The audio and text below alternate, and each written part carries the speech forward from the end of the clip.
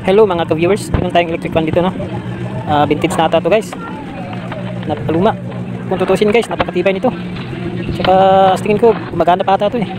Maganda kasi motor nito guys, kasi copper pa to, lumang lupa. So yan, tinanggal nga natin siya. Pupunin natin yung motor niya kasi lilipat natin sa bagong housing. Sayang kasi yung motor guys, napakatibay nito. So para malaman nyo na gumagana pa ito guys, i-try natin itong Honda rin. So ito yung motor niya, so pinutulan natin ng shafting, no? Kasi lumalapat siya sa bagong housing niya.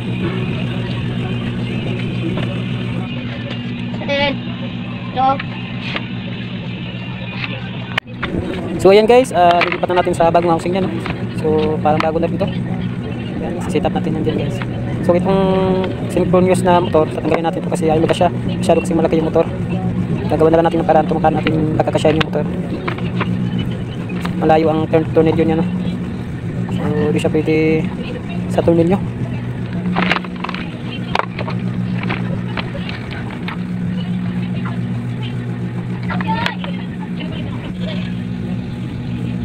So ayan, nawiringan natin para testing muna natin para makita niyo na gumagana pa siya kahit vintage at matagal na to. So plug in na tayo. So ayan guys, kung napapansin nyo, gumana siya guys. So bagong electric pa na tayo. Yun guys, ito ang ginawa natin para mailagay natin yung motor. Cable tie lang ginawa natin. Ito na yung full setup natin guys. Ganda na sa tingnan, parang bago. Ang nagpapaikot ng ito guys, hangin lang. So hindi natin ginamitan ng synchronous na motor. Yan yung motor. Tamang diskarte lang kailangan natin dito guys para makabuo ng ganitong electric fan.